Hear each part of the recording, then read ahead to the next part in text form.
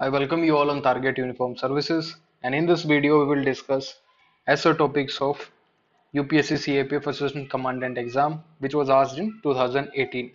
So our first topic will be farm waiver is populistic and myopic, a strategy change needed.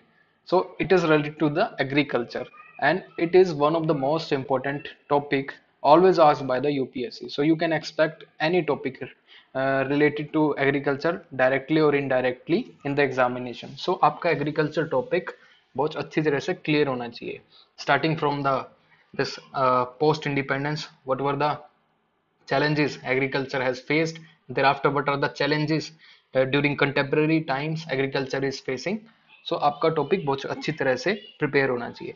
So ये जो topic है farm loan waiver, ये किस लिए पूछा था? Because in 2017 and 18 there was many instances of farm loan waiver.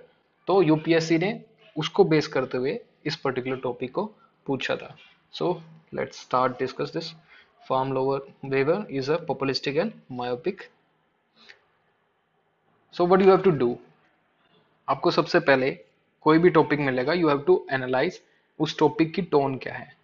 Tone in the sense examiner उसको क्या चाहता है, डिबेट टाइप है या फिर उस पर्टिकुलर जो टॉपिक है उसको आपको उन सपोर्ट में लिखना है. ठीक है. तो farm waiver is populistic and myopic, a strategy change needed. Examiner ने इसमें बहुत अच्छी तरह से मेंशन किया है there is a need of change in strategy. तो जो प्रेजेंट स्ट्रेटेजी है दिस इज नॉट सस्टेनेबल, ये अनसस्टेनेबल प्रैक्टिस है फार्म लोन वेवर. एक दूसरी तरह की हमें क्या चाहिएगी, स्ट्रेटेजी. सो इसकी पर्टिकुलर टॉपिक के आपको इसके फेवर में लिखना है. और जैसे हम बताते हैं कि आपको एक ऐसे टॉपिक को कैसे अप्रोच करना है, उसके लिए आपको क्या करना होगा, ब्रेनस्टॉर्मिंग करनी होगी. ब्रेनस्टॉर्मिंग आप एग्जामिनेशन कंडीशन में नहीं कर सकते, ये आपको बिफोर एग्जाम प्रैक्टिस करनी होगी डेली घर पे, तभी आप इसको बना पाएंगे एग्जामिनेशन हॉल में. सो आपको इसको क्या करना है ब्रेनस्टॉर्मिंग के लिए, first of all you have to identify the keywords. Keywords क्या है टॉपिक में, farm waiver, another is populistic and myopic, and third one is strategy change needed. So there is a requirement of change in the current strategy. So अगर हम farm waiver की बात करें, ये एक पर्टिकुलर टेक्निक कह लीजिए आपको, या एक पर्टिकुलर प्रैक्टिस या पॉलिटिकल डिसीजन है फार्म वेव लोन. ठीक है, फार्म लोन वेवर. और इसमें क्या होता है, whatever the amount taken by the farming community in their cultivation of the crop, वो उसको वेव कर देती है government, because there are certain like unforeseen condition in the agriculture sectors like crop failure, monsoon का ना आना. ठीक है, high input cost and there is agriculture distress, land fragmentation और market prices का एकदम गिर जाना. बिकॉज अगर इनपुट कॉस्ट से अगर मार्केट प्राइस कम हो गया, so farmers require a farm loan waiver. So there are these kind of challenges in the farming practices. तो फार्म लोन वेवर आपको पता चल गया. तो what is populistic and myopic. Populistic means strategy और any political decision taken by the present government, किसके लिए, for the common people. ठीक है, any political decision taken by the government to to take the attention of common people, और उनको अपनी side करने के लिए, that is called as populistic this theme. And what is myopic. मायोप means science की term में इसको कहते हैं शॉर्ट साइटेडनेस, मतलब ज्यादा दूर का ना दिखना, सिर्फ पास का. So farm loan waiver is a myopic thing, मतलब पूरे सिस्टम को ना देखते हुए गवर्नमेंट फार्म लोन वेवर जैसी एक पर्टिकुलर अप्रोच को अडोप्ट करती है. लार्जर पिक्चर नहीं देख रही. Larger picture in the sense in the long term this particular practice is unsustainable. ठीक है. और स्ट्रेटजी चेंज नीडेड में आपको इसका सॉल्यूशन बताना है, what will be the solution in this. So अगर हम इसको इन जनरल डिस्कस करें कि क्या व्हाट आर द थिंग्स, हम इसमें क्या लिख सकते हैं इस गिवन टॉपिक में, I will tell you a lot of things, important one and कुछ कम इंपॉर्टेंट भी. आप उसमें से फिल्टर करिएगा कि वट थिंग्स आप जो लगता है कि मैं इसको एग्जाम में लिखना चाहिए नहीं लिखना चाहिए. I will tell you a lot of things. Starting with the problem with Indian agriculture, like problem in Indian agriculture. What are the major problem Indian agriculture is facing? Like fragmentation of land, fragmentation of land holding, small size होता जा रहा है forms का comparatively. अगर नाबार्ड की एक report देखें तो what is the current average size holding in India, it is 1.15 hectare. इतना छोटा लैंड रह गया इंडिविजुअल के पास, ठीक है. और इसमें क्या प्रॉब्लम है, problems in Indian agriculture. Can we talk about the depleting water table, ठीक है, depleting water table because there is lot of extraction of ground water. So उसका वाटर टेबल का जो लेवल है वो नीचे जाता जा रहा है. Third is soil degradation due to excess use of fertilizers, pesticides और इरिगेशन जो टेक्निक है आउटडेटेड है, उससे क्या होता है soil degradation. Another thing you can talk about the rising input cost. Rising input cost जैसे कि increase in the fertilizer prices में इंक्रीज होना, मशीनरीज में इंक्रीज होना, कॉस्ट ऑफ मशीनरीज और सीड की जो कॉस्ट है उसका इंक्रीज होना. So it is nowadays is increasing. So these are the problem in Indian agriculture. और major problem क्या है, जैसे low productivity. low productivity suppose this is the average farm size और इसमें क्या है, one particular farmer is adopting or resorting to the outdated or traditional farming practices. उससे क्या होगा, there will be a low productivity. again low productivity, farmer की income क्या होगी, फार्मर की इनकम भी लो होगी. Low income, again low income होगी तो उसकी जो लाइफस्टाइल होगा फार्मर का, he can not avail a good education for their childrens. Again उनकी जो परचेसिंग पावर, जो कैपेसिटी है वो भी डिक्रीज होगी तो कंजम्पशन उनका कम होगा. Again it's a vicious cycle. Health care पे वो ज़्यादा खर्च नहीं कर पाएंगे. सो लो प्रोडक्टिविटी आप इसको ऐसे रिलेट कर सकते हैं. Another is rainfed. Rainfed nature है इंडियन एग्रीकल्चर का. अराउंड 50%, 50% जो इंडिया में एग्रीकल्चर होता है it is under the rainfed, means it is directly dependent on the monsoon. और मानसून हमें पता है due to climate change it is erratic in nature. उसका जो आने का टाइम है, ये जाने का टाइम है, मानसून अराइवल एंड डिपार्चर, वो चेंज होता जा रहा है. तो इससे फार्मिंग जो क्रॉपिंग पैटर्न है वो डिस्टर्ब होता है. There is many cases of crop loss, crop loss और क्रॉप डैमेज का. Sometimes there is so much rain कि पूरी क्रॉप ही खराब हो जाती है. कुछ ऐसा होता है कि ड्रॉट लाइक कंडीशंस भी होती हैं जिसमें क्रॉप वैसे खराब हो जाती है. और उससे क्या होता है, प्रोडक्टिविटी अगेन सफर्स. तो प्रोडक्टिविटी भी डिक्रीज होती है. और अगर इसमें और बात करें हम, जैसे land fragmentation we have taught. Agriculture credit, agriculture credit is, जो अभी हम बात कर रहे हैं पूरा मेन थीम इसी पे है, एग्रीकल्चर क्रेडिट. एग्रीकल्चर या फिर कुछ भी काम करने के लिए a person need some credit, some money in their hand. कोई भी बिजनेस करने के लिए, तो एग्रीकल्चर करने के लिए आपको जैसा मशीनरी लेने के लिए, सीड्स लेने के लिए, सब और फर्टिलाइजर्स लेने के लिए यू नीड मनी. और मनी कहाँ से आएगी, there are two sources. One is institutional sources. institutional sources like you can approach to the bank, commercial bank, ठीक है, और regional rural bank और NABARD bank. there are a lot of banks who give this kind of agriculture loans. one is non institutional, ठीक है, private player के पास जा सकते हैं. जैसे मनी लेंडर्स हो गया, गांव में बड़े बड़े साहूकार टाइप जो लोग होते हैं, they also provide agriculture credit. ठीक है. इसमें प्रॉब्लम क्या है, इंस्टीट्यूशनल, अगर मैं बात करूं इंस्टीट्यूशनल किसी को क्रेडिट मिलता है, it is only given to the, और mostly it is availed by the large farmers. Large farmers जिनकी अराउंड 10 हेक्टेयर लैंड होल्डिंग होती है. स्मॉल फार्मर्स को क्या होता है, स्मॉल फार्मर्स इसके पास जाते हैं, प्राइवेट प्लेयर्स के पास, मनी लेंडर्स के पास. डायरेक्टली वो नहीं जाते बैंक के पास बिकॉज कुछ रीजन लगा लीजिए, या तो वो इलिटरेट है या उनको नॉलेज नहीं है इस बारे में, या फिर वो किसी और कंडीशन से यहाँ पे इंस्टीट्यूशनल सोर्सेज के पास नहीं जा पाते, तो they resort to the private players funding, वहां से उनको मिलता है. अगेन उनका जो इंटरेस्ट रेट होता है बहुत ज़्यादा होता है, ठीक है। सो जो स्मॉल फार्मर्स होते हैं in the end they will not be able to repay that डेब्ट, और दे विल बी किस में फंस जाते हैं वो, डेब्ट ट्रैप में। और जो फार्म लोन वेवर है वो गवर्नमेंट करती है only of the institutional players, जो लोन लेते हैं सिर्फ बैंक से, ठीक है। और जितने भी इंस्टीट्यूशनल चीजें हैं जैसे रीजनल रूरल बैंक नाबार्ड जिससे लेते हैं उन्हीं का लोन माफ होता है। बट जो स्मॉल फार्मर्स हैं वो प्राइवेट प्लेयर से लेते हैं, गवर्नमेंट उनका जो लोन माफ नहीं करती। तो again there is a divide between small and large farmers in terms of accessibility of agriculture credit. This is also a problem in Indian agriculture. और एक और आप प्रॉब्लम डिस्कस कर सकते हैं इसमें, डिमोनेटाइजेशन। ड्यूरिंग डिमोनेटाइजेशन उनके पास क्रेडिट नहीं था और sudden move taken by the government, so this has decrease the productivity. Productivity decrease हो गई थी उस टाइम फार्मिंग में, ठीक है।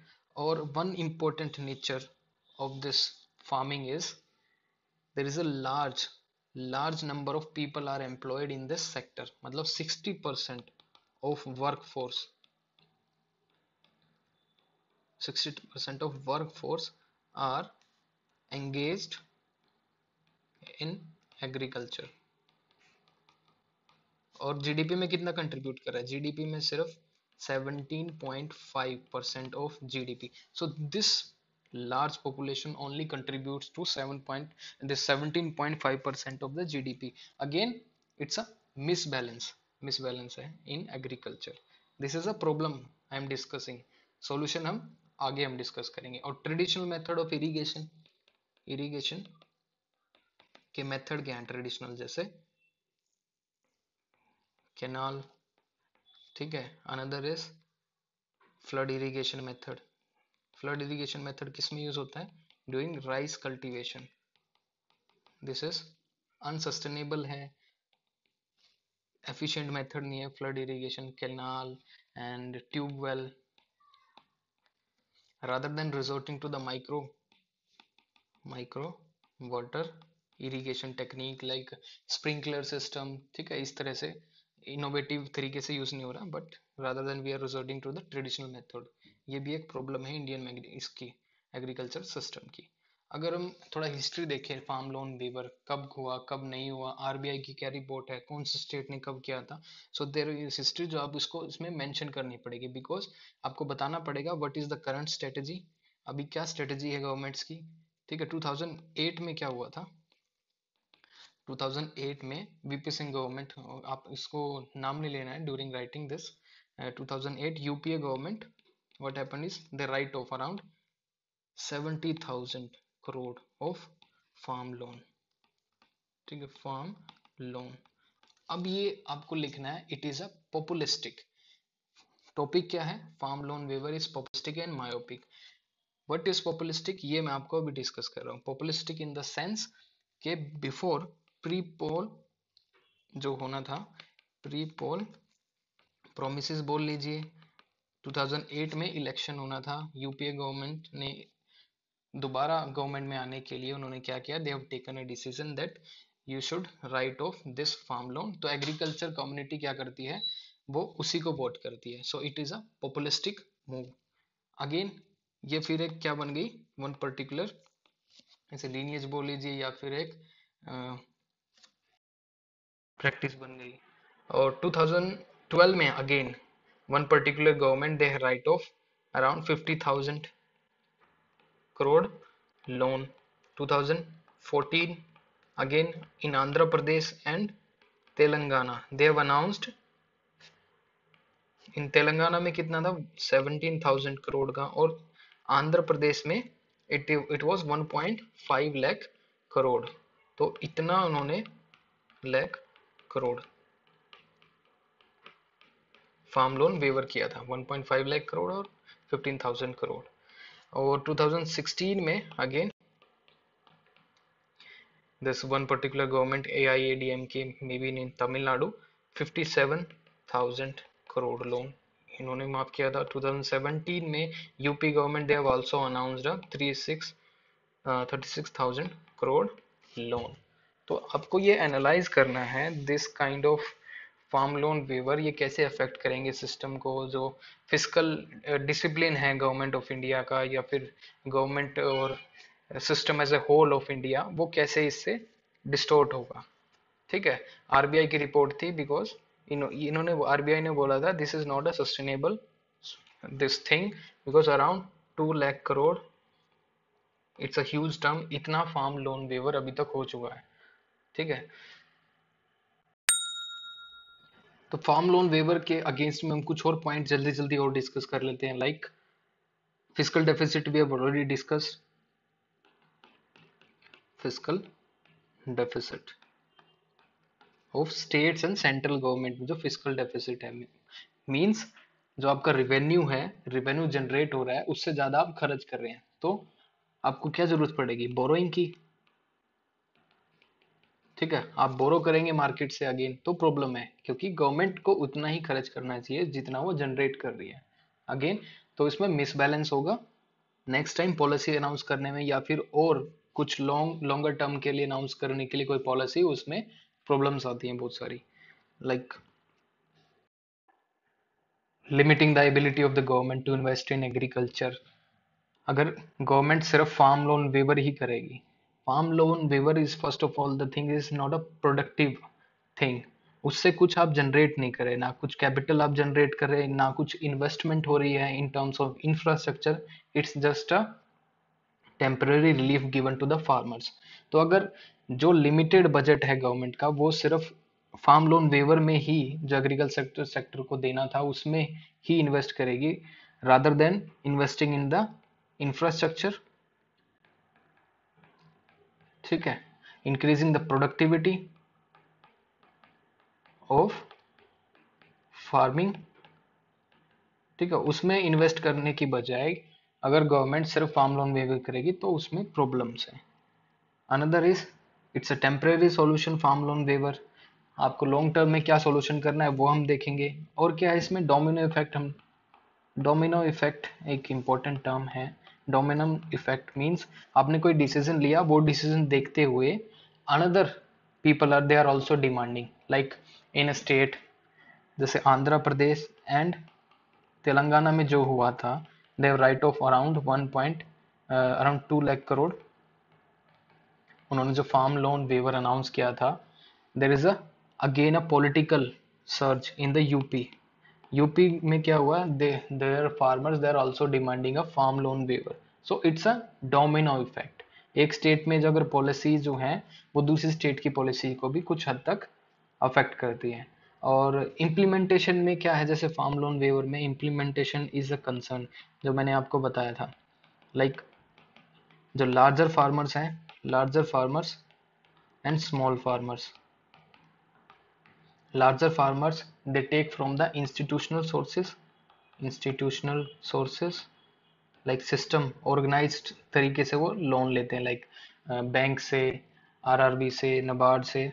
But in small farmers they take from the loan from the private players, तो इनका जो लोन है वो राइट ऑफ नहीं होता। Small farmers they are the most needy one, इनको सबसे ज्यादा जरूरत है, लेकिन इनको फार्म लोन मिल भी नहीं रहा है, तो किसको मिल रहा है, लेकिन लार्जर फार्मर्स को। Again this is a problem. और क्या इसमें कॉन्फ्लिक्ट क्या हो सकता है, it's a moral hazard. Moral hazard means conflict create करता है, conflict in the sense between the banking, between the banking and farming community, banking and farming community. Suppose अगर गवर्नमेंट ने राइट ऑफ कर दिया, फार्म लोन वेव हो गया, ठीक है, नेक्स्ट टाइम बैंक के पास वो पैसा आने में टाइम लगता है जब गवर्नमेंट उसको दोबारा देती है। तो सपोज एक farmer again going to the bank, bank उसको मना कर देता है, बिकॉज उसकी जो रीपेमेंट कैपेबिलिटी है वो कम हो चुकी है फार्मर्स की। तो नेक्स्ट टाइम जो बैंक होगा वो अलाउ नहीं करेगा, या फिर किसी भी फार्मर्स को लोन नहीं देगा। ठीक है। सो ये एक सिस्टम है, जो सिस्टम क्या होगा, डिस्टर्ब हो जाएगा। ठीक है, मोरल हजार्ड इसी को हम बोलते हैं। जैसे repayment repayment disciplines repayment disciplines of farmers.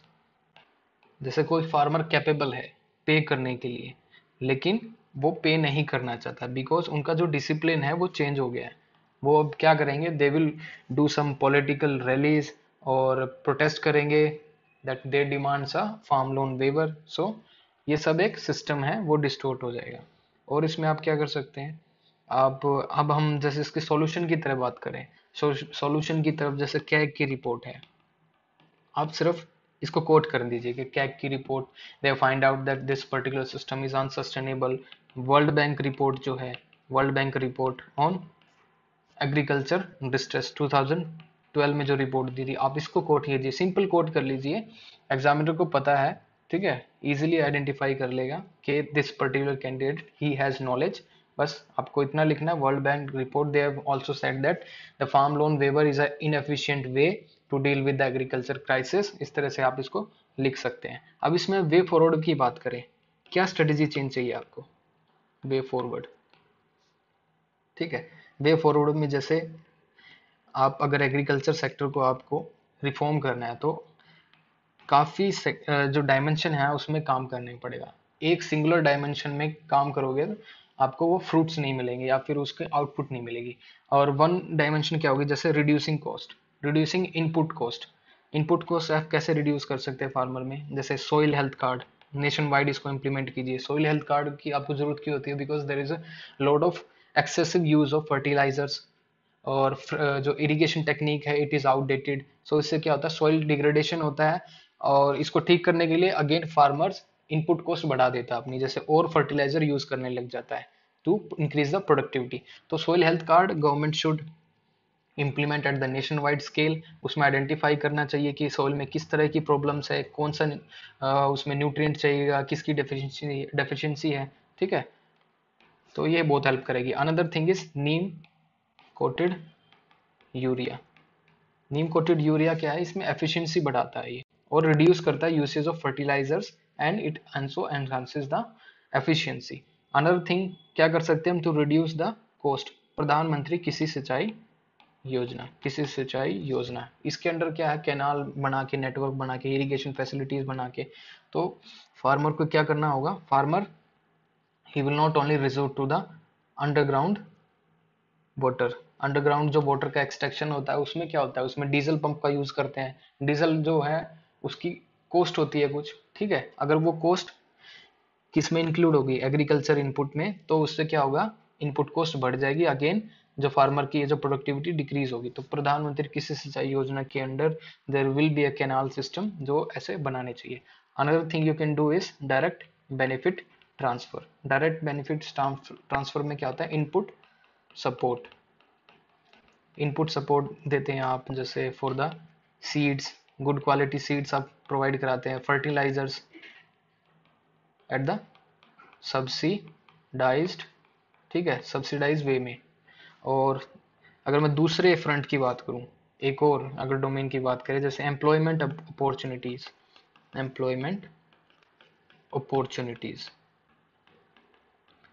Because 60% population, ठीक है, 60% of population is involve in the farming practices directly और इनडायरेक्टली। अगर हम इस पॉपुलेशन का कुछ 20 या 25 या 30% भी स्विच कर पाए, किस में, दूसरी चीज़ों में, जैसे मैन्युफैक्चरिंग सेक्टर में, मैन्युफैक्चरिंग सेक्टर्स में, कैसे करके, स्किल इंडिया जो प्रोग्राम बनाया है, ठीक है, स्किल इंडिया, स्किलिंग करके with respect to the manufacturing sectors में, जैसे steels, there lot of things, और भी मैन्युफैक्चरिंग सेक्टर में टेक्सटाइल्स, कॉटन्स, ठीक है, आप उनको स्विच करिए इस पर्टिकुलर एग्रीकल्चर से निकाल के मैन्युफैक्चरिंग सेक्टर या फिर सर्विस सेक्टर में आप उनको डाल सकते हैं।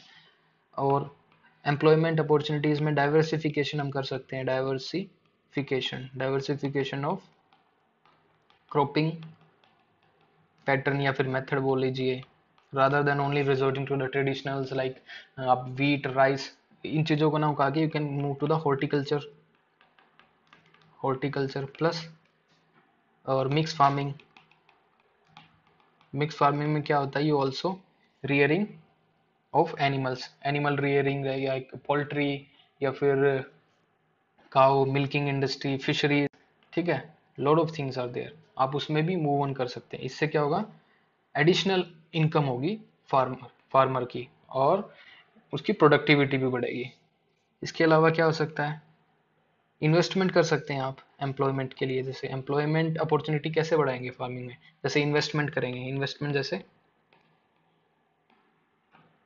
इन्वेस्टमेंट इन द सेंस आपने वेयर हाउस खोल दिए, ठीक है, कोल्ड स्टोरेज चेन बना दिया आपने, उसमें क्या होगा, आपको कुछ स्टाफ चाहिएगा उसको मेंटेन करने के लिए, ठीक है। Investment is also a thing, through this you can increase the this efficiency in this system, और एम्प्लॉयमेंट अपॉर्चुनिटी उसमें बढ़ा सकते हैं।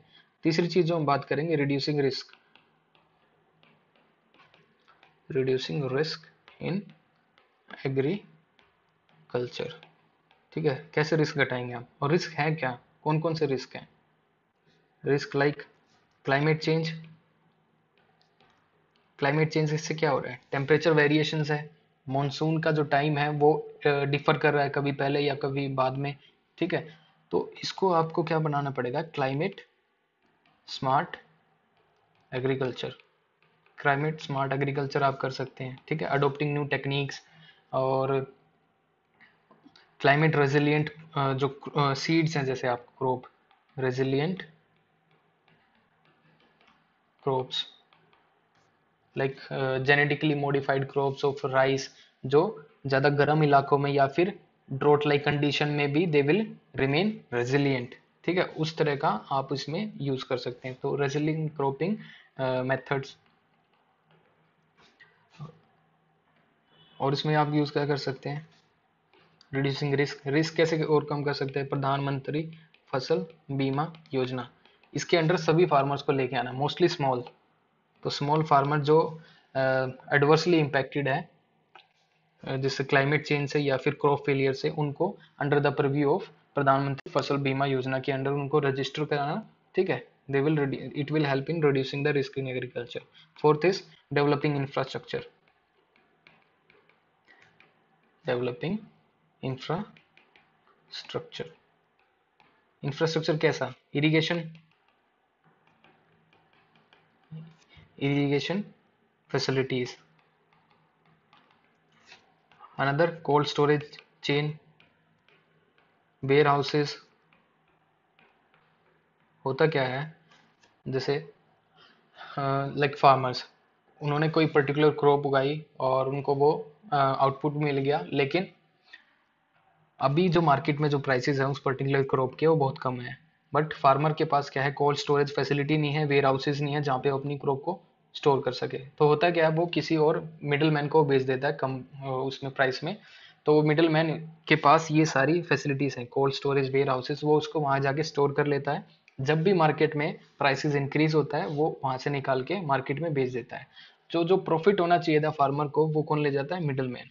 So government they have also started a cold storage facilities, warehouses facilities. So farmer in terms of जहाँ market में कम उसका price है, जब वो अपनी स्टोर कर ले, और जो मार्केट में बेटर प्राइस है जब उसको वहाँ जाके बेच दे। इलेक्ट्रिसिटी अनदर इम्पोर्टेंट जो आपको डेवलप करना है, because there are so many remote area जहाँ पे इलेक्ट्रिसिटी नहीं है, तो वहाँ सोलर प्लांट, सोलर पंप वहाँ पे इंस्टॉल करके, एक इम्पोर्टेंट स्कीम है कुसुम, ठीक है, गवर्नमेंट ने अभी रिसेंटली स्टार्ट किया 2019 या 20 में। और कनेक्टिविटी की अगर मैं बात करूँ, इंफ्रास्ट्रक्चर में कनेक्टिविटी लाइक रोड ट्रांसपोर्ट, जितना ज़्यादा बेटर रोड इंफ्रास्ट्रक्चर होगा उतना बेटर क्या होगी, कनेक्टिविटी, कनेक्टिविटी होगी तो क्या होगा, there will be a lot of decrease in the timing, ठीक है, फार्म से एग्रीकल्चर मार्केट में ले जाने का जो टाइम है डिक्रीज होगा, ठीक है। तो connectivity will be a huge game changer. और क्या कर सकते हैं, जैसे बेसिक एम्यूनिटीज हैं, जो basic amenities in rural areas, भूलिएगा मत हम इंफ्रास्ट्रक्चर की बात कर रहे हैं, ठीक है। तो बेसिक एम्यूनिटीज लाइक वाटर, ठीक है, अनदर इज इलेक्ट्रिसिटी, लाइक सौभाग्य स्कीम इसके अंडर ही थी। वाटर कौन सी, वाटर के अंडर कौन सी स्कीम है, हर घर पानी, या फिर हर खेत को पानी, ये भी एक स्कीम है। इलेक्ट्रिसिटी के लिए Saubhagya, to electrified single every household in the village. ये बेसिक कम्युनिटी अगर हम इन विलेजर्स को प्रोवाइड करेंगे तो इससे एग्रीकल्चर में भी प्रोडक्टिविटी इंक्रीज होने के चांसेस हैं। और कुछ सक्सेसफुल एग्जांपल की आप बात कर सकते हैं, जैसे फिफ्थ अगर मैं बात करूं, you can talk about the successful examples. Successful example जो हेल्प करेंगे गवर्नमेंट को फॉर्म करने में नेशनल वाइड कोई स्ट्रेटेजी। कोई स्टेट में कुछ अच्छा काम हुआ, कोई अच्छी पॉलिसी हो, लाइक तेलंगाना में कौन सी स्कीम है, रायतु बंधु स्कीम। इस स्कीम में तेलंगाना गवर्नमेंट अराउंड 15 और 16,000 दे प्रोवाइड इनपुट कोस्ट, ठीक है, इनपुट कोस्ट क्रेडिट वो उनको प्रोवाइड करती है, ठीक है। It's a direct benefit transfer type of scheme. Odisha government ने क्या किया है, एक नई स्कीम चलाई है कालिया, ठीक है, सेम। अगर मैं मार्केट रिफॉर्म की बात करूं, मार्केट रिफॉर्म ये अनदर डायमेंशन है market reforms, like APMC mandis, ठीक है, इनको मॉडर्नाइज करके, मॉडर्नाइज इन द सेंस उनका वेइंग स्केल है, क्वालिटी चेक करना, ठीक है, जो वेजिटेबल्स की क्वालिटीज है, वीट की क्वालिटी है, राइस की क्वालिटी है एपीएम मंडी में, ठीक है, उस सिस्टम को मोर डिजिटल करना, जो उसमें टाइम लैग है, एक फार्म जैसे फार्मर अपनी क्रॉप लेके आया और दूसरे की खरीदने में देर is a lot of time, ठीक है, उसमें टाइम होता है तो एफिशिएंसी डिक्रीज हो जाती है, तो एपीएमसी मंडीज का मॉडर्नाइजेशन करना। Another thing is farming producer organization. Farming producer organization में क्या होता है, जैसे कुछ लाइक माइंडेड फार्मर्स, जैसे एक फार्मर, ये 2 3 4 5 ये सब इकट्ठे आ जाएंगे, तो इसको क्या बोलते हैं, एफपीओज। अब ये सब एफपीओज अगर किसी वन पर्टिकुलर, जैसे ये इंडस्ट्रियल है, इंडस्ट्रीज है, यहाँ पे कुछ फार्मिंग एग्रो एग्रो इंडस्ट्रीज है, एग्रो इंडस्ट्रीज, कोई चिप बनाता है, कोई कुछ बनाता है, चिप्स वगैरह। अगर सिंगल फार्मर वहां पे जाएगा तो उसकी बार्गेनिंग पावर कम होगी, उसकी जो प्रोडक्शन है वो कम पैसे में वो इंडस्ट्रीज ले लेगा। बट अगर ये एक ऐसी कम्युनिटी बना ले, अपनी एफपीओज बना ले, तो उनकी बार्गेनिंग पावर बढ़ जाएगी और they will get a better chance of getting huge income या फिर बेटर प्राइस, ठीक है। एफपीओज इस तरह से काम कर सकते हैं। Another thing is called as e NAM, electronic national agriculture marketing system, ठीक है। One farmer sitting in different state, अगर वो अपनी जो प्रोडक्शन है, अपनी प्रोडक्शन को ऑनलाइन रजिस्टर करा दे, ठीक है, एनी इंटरेस्टेड पर्सन वो उसको ऑनलाइन ही खरीद सकता है। सो इससे एवेन्यूज बढ़ते हैं प्रोडक्शन के ऑनलाइन काम करने के, ठीक है। E NAM is also a important thing. तो ये मैं मार्केट रिफॉर्म्स की बात कर रहा हूँ, आपको भूलिएगा मत। एफपीओस, एपीएमसी मंडीज, ई नैम्स, और क्या, contract farming law, contract farming laws. अब रिसेंटली जो जो डिस्प्यूटेड बिल हैं इससे रिलेटेड है कॉन्ट्रैक्ट फार्मिंग लॉ, आप सभी को पता होगा, I hope. Another thing you can talk about is land consolidation. Land consolidation means there are many farmers, उनके छोटी छोटी क्या है, लैंड होल्डिंग है, किसी का 1 हेक्टेयर है, किसी के 1.5, किसी का 0.5। अगर सबकी हम लैंड पूलिंग कर दे तो इसमें क्या होगा, इसमें वो क्या इम्प्लीमेंट कर सकेंगे, और क्या इसमें जैसे मशीनरी, ठीक है, मशीनरी और irrigation facilities, modern irrigation facilities, और प्रिसीजन फार्मिंग, ड्रोन्स का यूज करके इसमें पेस्टिसाइड डालना, ठीक है। लैंड पुलिंग करके इनपुट कॉस्ट हमेशा कम होती है, ठीक है। हर एक जैसे इंडिविजुअल फार्मर्स को दोबारा दोबारा ट्रैक्टर लीज पे नहीं लेना पड़ेगा या फिर रेंट पे लेना नहीं पड़ेगा, एक बार ही ट्रैक्टर लीज पे लेके उस फार्मिंग, उस पर्टिकुलर एरियाज को वो मैनेज कर सकते हैं। It will also decrease the input cost, इसलिए land consolidation is a very good thing. और क्या, जैसे इसमें डिजिटल लैंड रिकॉर्ड आप बात कर सकते हैं, ठीक है, डिजिटल लैंड रिकॉर्ड, ठीक है। It will also help in the, जैसे फार्म लोन वेवर जो एक चीज है, अगर उसमें डिजिटल रिकॉर्ड नहीं है तो उसमें बहुत टाइम लग जाता है, जैसे फार्म ये लोन वेवर है इसको माफ करने में। तो digitalization of land is most important thing. और इसकी कंक्लूजन आप कैसे लिख सकते हैं? कंक्लूजन में आप ले सकते हैं कि unless government take this step, ठीक है, जैसे what kind of step, like increase in productivity, जब तक गवर्नमेंट प्रोडक्टिविटी इंक्रीज नहीं करेगी, ठीक है, ensures the infrastructure development in agriculture, और क्या है successful example like implementation of 1.5 times of input cost recommended by whom? Swaminathan committee, ठीक है। स्वामीनाथन कमेटी ने रिकमेंड क्या किया था कि farmer at least get 1.5 times of the input cost, जो भी इन्होंने इनपुट कॉस्ट लगाई है उससे 1.5 गुना ज्यादा उनको मिलना चाहिए। सो इस तरह से आपको करना है कि डाइवर्सिफिकेशन को उसमें लानी है खेती में, ठीक है। इस तरह से आप इसको कंक्लूड कर सकते हैं। सो आई होप मैंने आपको बहुत कुछ बताया। अगर आपको इस समझ में आया हो, प्लीज़ इम्प्लीमेंट दिस। आप इसको एग्जाम में फिल्टर करके इसमें से आपको जो यूज़फुल लगे उसको यूज़ कीजिए, ठीक है। मैंने आपको सोचने का तरीका बताया, आप कैसे इसको सोच सकते हैं। So thank you. Next time will bring another video. So till then, good bye.